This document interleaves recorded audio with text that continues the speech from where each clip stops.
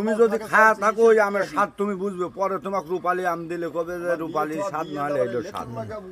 রূপালি যদি একটু টেঙ্গা হয় আর এটা যদি ভালো লাগে তাহলে তুমি কবে এটার স্বাদ বেশি, রূপালির স্বাদ নাই। তোমার খাওয়া না থাকলে তুমি কি হোল করে করবে?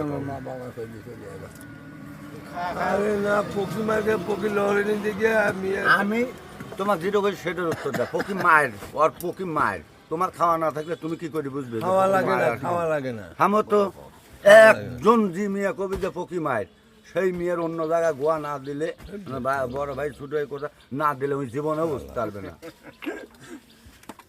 52,000 গোয়া মারি এই জায়গায় মনে করেন যে এত বড় হয়েছে,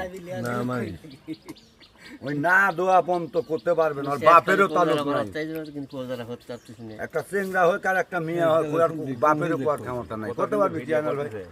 আমি যে প্রশ্নটা করতে আসছি, একটা ছেলে হোক একটা মেয়ে হোক, বাপের ক্ষমতা আছে, করতে পারে।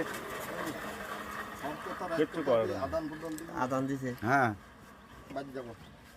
আদান দিছে, এখন 200 টাকা লোড দিচ্ছি,